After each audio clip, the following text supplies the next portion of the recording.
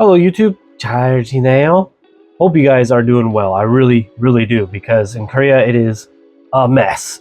it's not a little mess, but the news, as you guys may or may not have heard, is quite insane with what's happening in Korea. So I wanted to give my 2 cents on the matter, let you guys know what's actually happening, what the concerns are, if there are any concerns on this whole debacle of President Yoon and his whole martial law situation. So let's go ahead and dive into the harder topics and see what's really happening in South Korea. Alrighty, as you guys may or may not know, President Yoon has announced martial law last week, which lasted about exactly 6 hours. Which, good job, man. I mean, like, what do you mean? You call martial law, and then just 6 hours later, like, hey guys, you know what? I didn't mean it. I didn't mean to do this. I'm gonna cancel it again. Bro, what is happening? So, to give some background information why President Yoon did this. So, he was in fear of the basic corruption allegations that the opposing Democratic Party was looking into him. So, he's part of the PPP party, the Big PP party. Anyways, he's part of the PPP and got the name. And the opposing party, the Democratic Party, has been looking into many different allegations into not only him but his wife as well.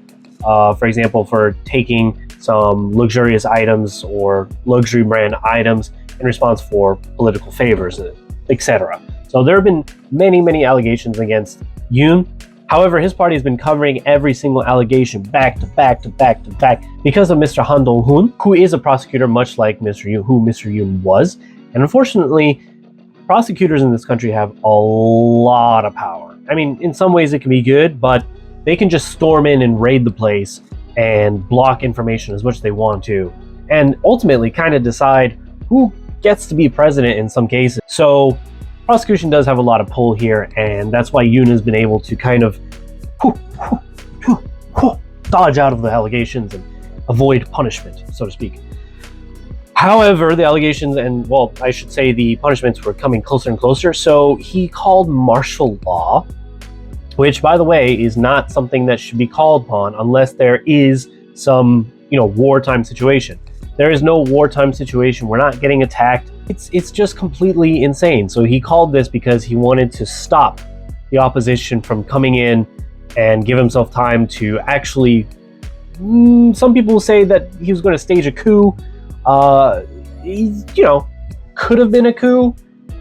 Could it actually have been a coup? We're not sure. But either way, had the many parliament members not been able to get in, then it could have been a lot worse situation. So we do have 2 things to thank for here.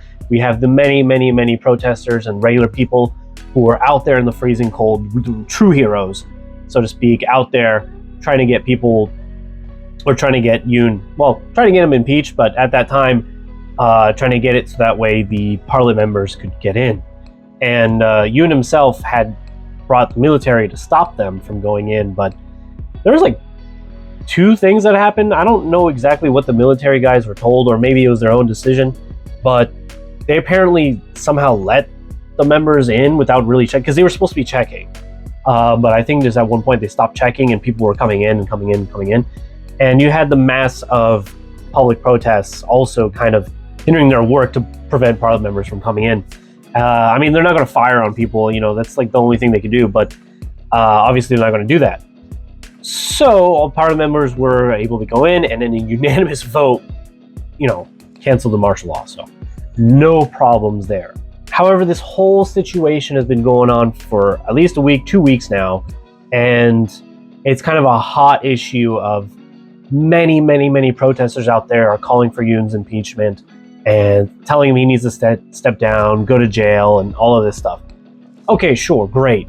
But what does that mean for Korea and all the people who are living here? Well, as a foreigner living here, I can say that martial law has not affected me. In fact, I was in bed when this happened, and I woke up to several messages like, are you okay? What's going on? Is Korea gonna, are you guys in the military? What? It's 5 a.m. What do you mean?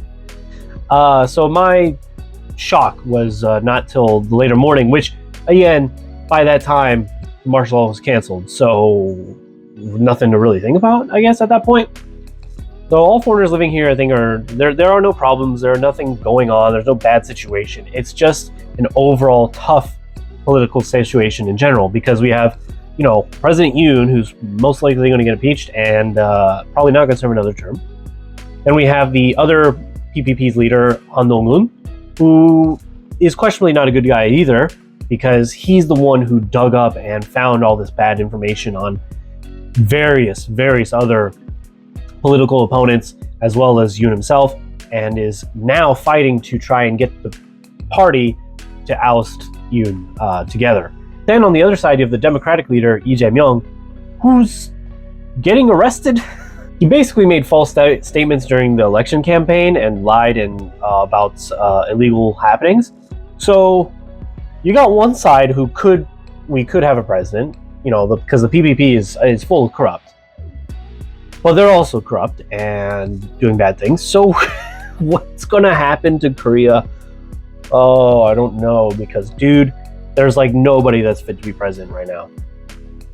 That being said, that is I guess, next year problem. And hopefully, you know, someone steps up. But as of right now, in terms of what's going on, and if you guys are watching the news, and I know the news tends to like kind of highlight martial law and protests and Korean chaos and that kind of stuff, but I want to let you guys know that Korea is fine as of right now. You know, everyone's going about their daily lives. I'm going about my daily life.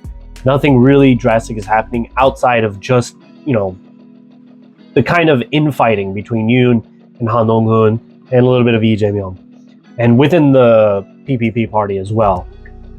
The PPP, yeah.